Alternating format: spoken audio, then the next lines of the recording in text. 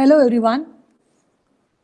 In today's session, we are going to solve the problem of calculation of stresses and strains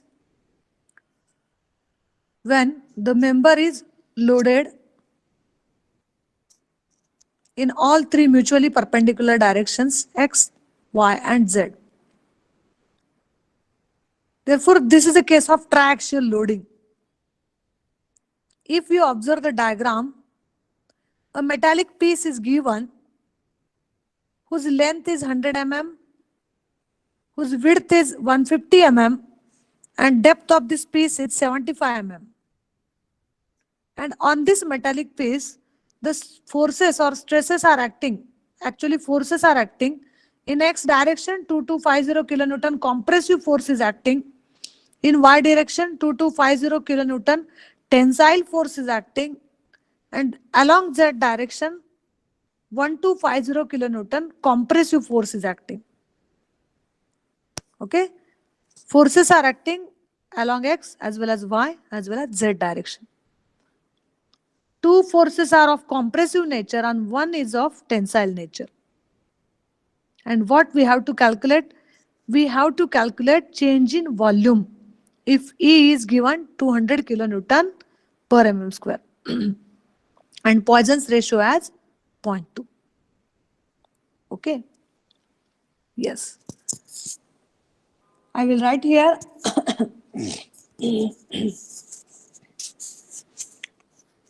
given things. Before solving, write down the given things. Force in x direction, I will mention this as Px.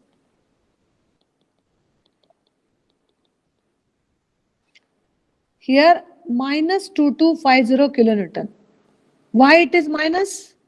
Why I have written this as minus? Because it is compressive in nature, remember, which is compressing the body, which will try to compress the body. Okay, compression, force is compressive, therefore I have written it as negative. Force in y direction, Py. Yes, how much it is? 2250.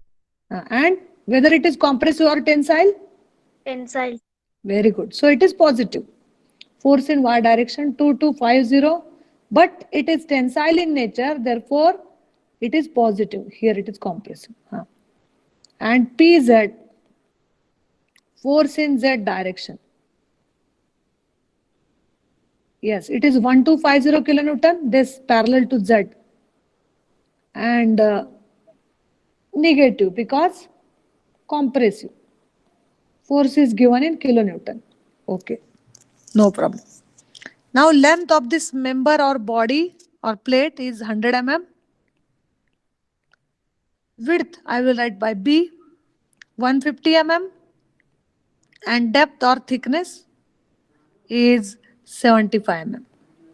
Length, width and depth तीनों quantities हमको दिए हैं. ठीक है. Okay, और हमको क्या पूछा है कि चेंज इन वॉल्यूम निकालो. चेंज इन वॉल्यूम निकालना है मतलब क्या निकालना है? This delta V by V में से डेल्टा वी हमको निकालना है. डेल्टा वी निकालना है चेंज इन वॉल्यूम. तो ये निकालने के लिए हमको ईवी पहले निकालना चाहिए. बराबर है. ईवी और ईवी निकालने के लिए हमको E X plus E Y plus E Z तीनों भी निकालने चाहिए. बराबर है. तो हम ईवी निकाल सकते हैं. तो ये इंटरडिपेंडेंट है. इनडायरेक्टली उन्होंने हमको स्ट्रेस और स्ट्रेन पूछा है. ओके, सभी निकालना पड़ेगा हमको. तो सबसे पहले यहाँ पे और एक दो बातें रह गई जो दिए वाली है.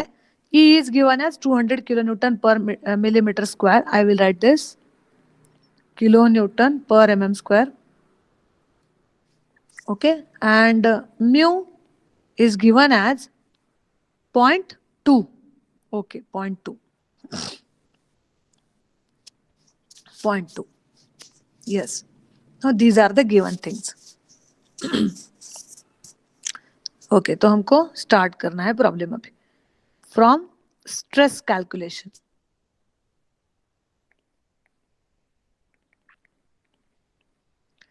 सबसे पहले हमको स्ट्रेसेस निकालने हैं. Stress in X direction.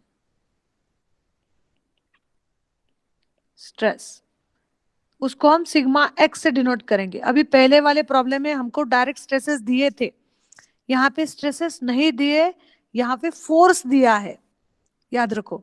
तो हमको वो फोर्स को हमको स्ट्रेस में कन्वर्ट करना है, या फोर्स को लेके हमको स्ट्रेस निकालना है। Stress in X direction sigma X is equal to force in X direction divided by area of the plane. I'll write this as A1 or AX, no problem.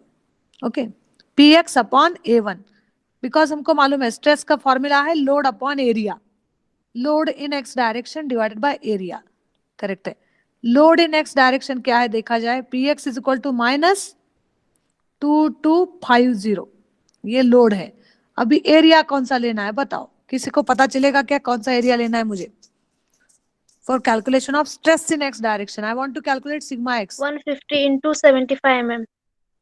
Very good, very good. This area I had to consider.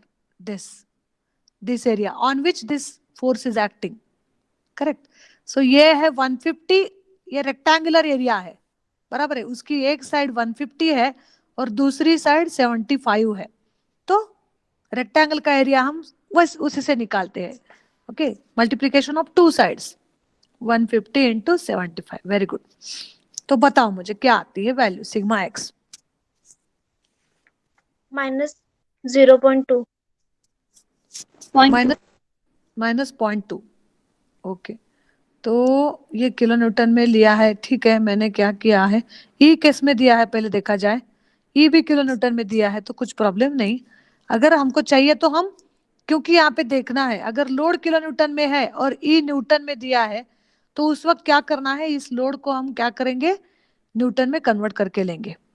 ठीक है, अभी कुछ problem नहीं है तो वैसे भी रखा जाए तो कुछ प्रॉब्लम नहीं, मतलब वैसे भी रख सकते हैं, या फिर अगर हमको कन्वर्ट करके ही लेना है तो ले भी सकते हैं।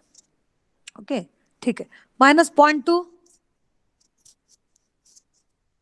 -0.2 इतना ही आया है ना, ठीक है। और इसका यूनिट रहेगा अभी Newton, sorry not Newton, kilo Newton रहेगा, किलो न्यूटन पर mm², क्योंकि जो फोर्स है वो किलो न्यूटन में है और एरिया जो है मिलीमीटर में है, किलो न्यूटन पर mm²। Stress in X direction.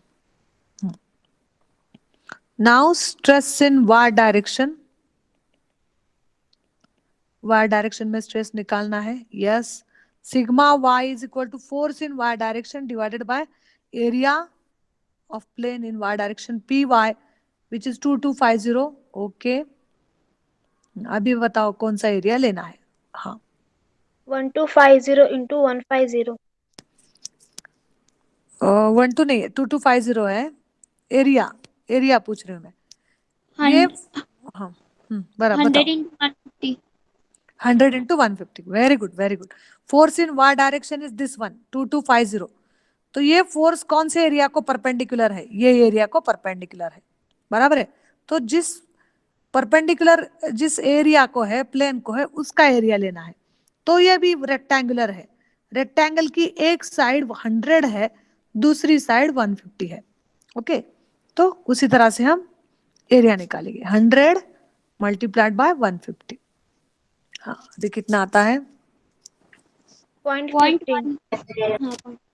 हाँ, 0.15. 0.15, ओके, किलो किलो न्यूटन पर mm²। Okay, very good. Similarly I can calculate stress in z direction, क्योंकि यहाँ पे तीनों एक्सिस पे भी लोड है। It's a case of triaxial loading. Sigma z is equal to pz upon a3।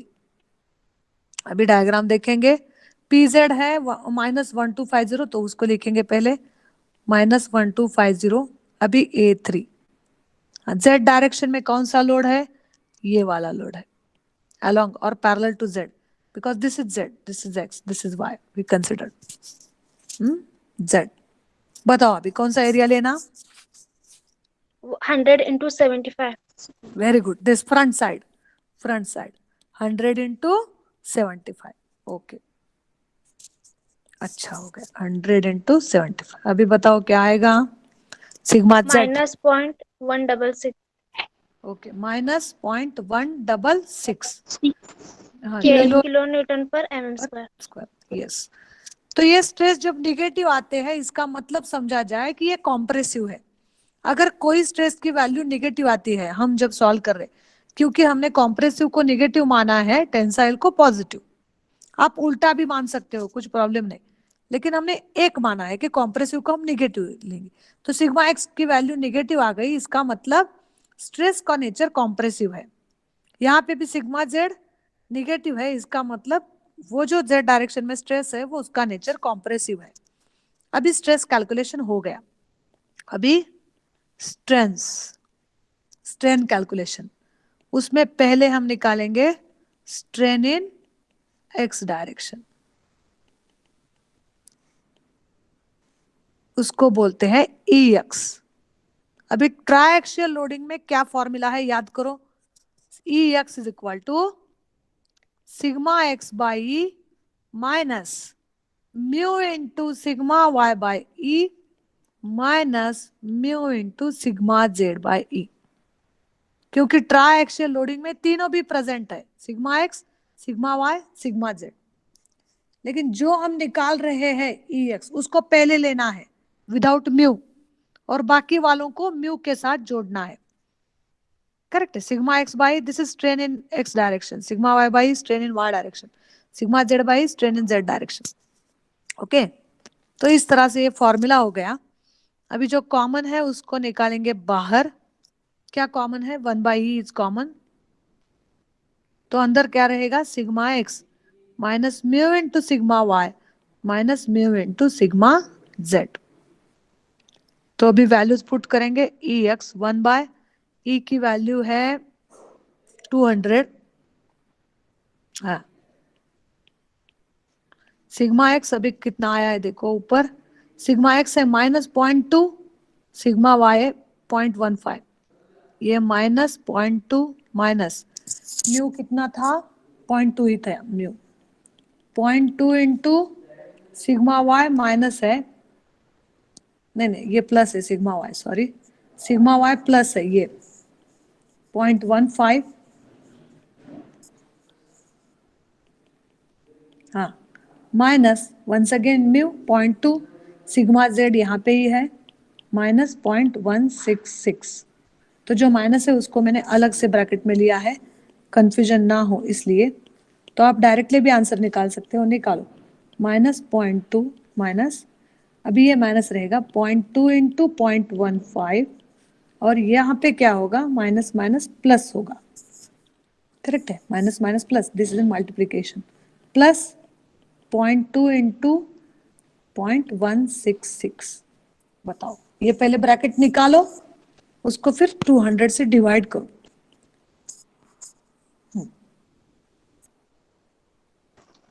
1.016 into 10⁻³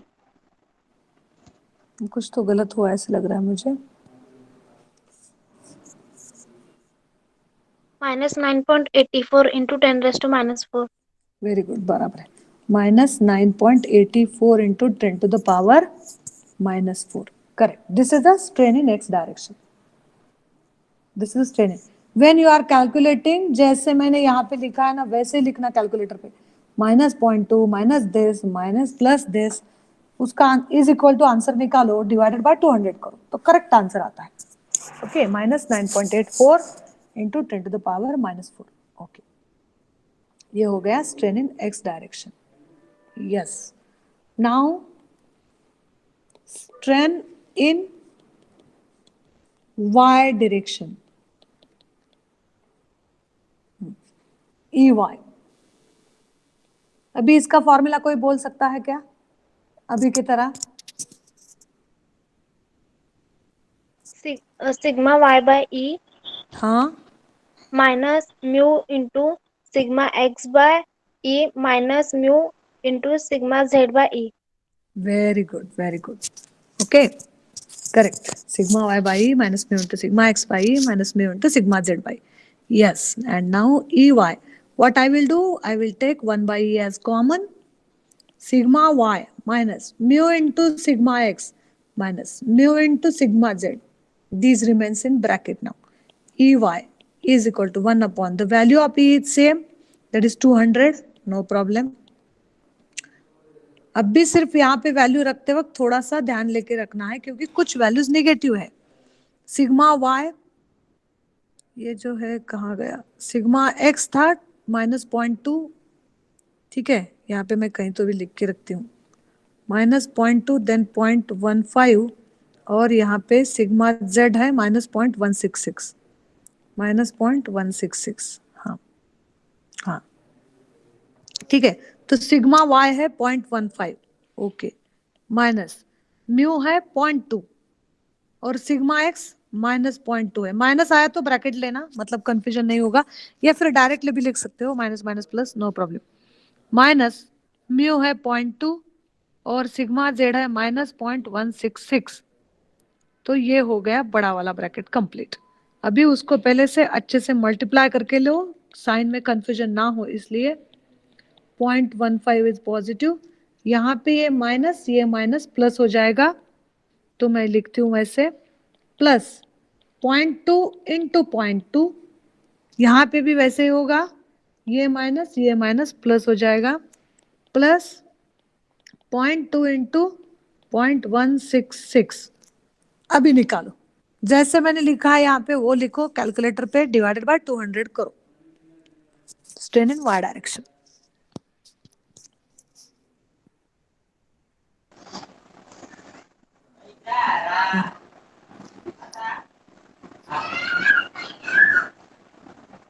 ma'am 1.116 into 10 raised to minus 3. Okay, very good, 1.116 into 10⁻³ correct. देखा जाए तो स्ट्रेन की वैल्यू बहुत छोटी रहती है, देखो बहुत कम रहता है strain, very very small amount. मैंने बोला ना मिलीमीटर, मिलीमीटर में से भी, और इसको यूनिट कुछ नहीं है, कुछ भी यूनिट नहीं है इसको, ठीक है। अब भी रह गया स्ट्रेन इन जेड डायरेक्शन।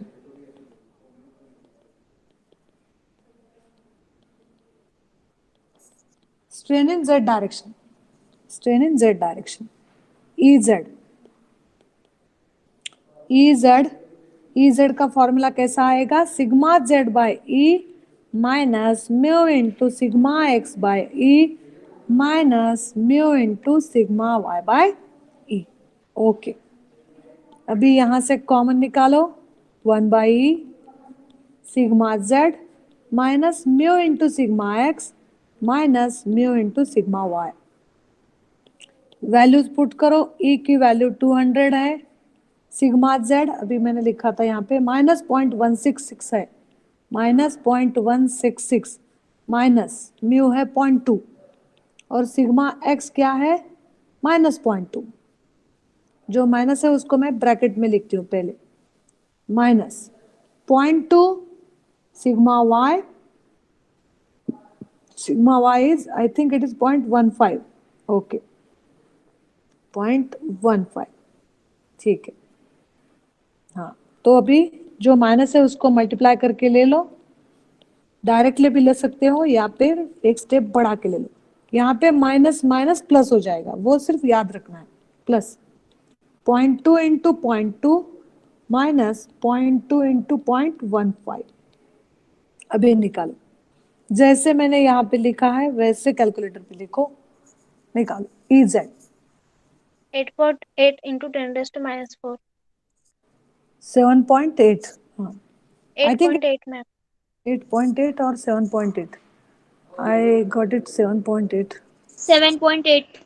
हाँ -7.8, उसके आगे कुछ है, Into 10 raised to minus 4.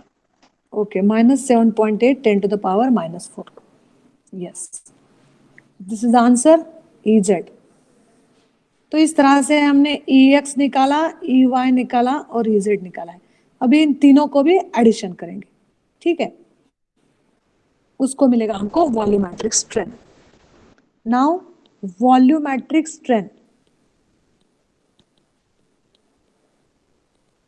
EV is equal to EX plus EY plus EZ। EX कितना है देखो, अभी EX है -9.84 10⁻⁻4 -9.84 10⁻⁻4 plus EY 1.116 10 to the power minus 3, 1.116 10 to the power minus 3 minus EZ है 7.8 10 to the power minus 4. तो इस तरह से हमको EV मिल जाएगा. क्या आता है देखो.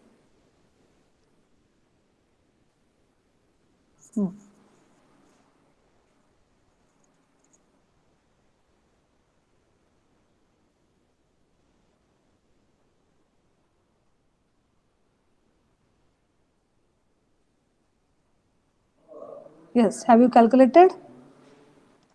minus 6.48 into 10 raised to minus 4. 6.48 into 10 to the power minus 4. Minus. Yes. So this gives us change in volume. Volumetric strain. अब भी हमको ये वॉल्यूमेट्रिक स्ट्रेन से भी कुछ ये नहीं है, हमको निकालना है change in volume. But we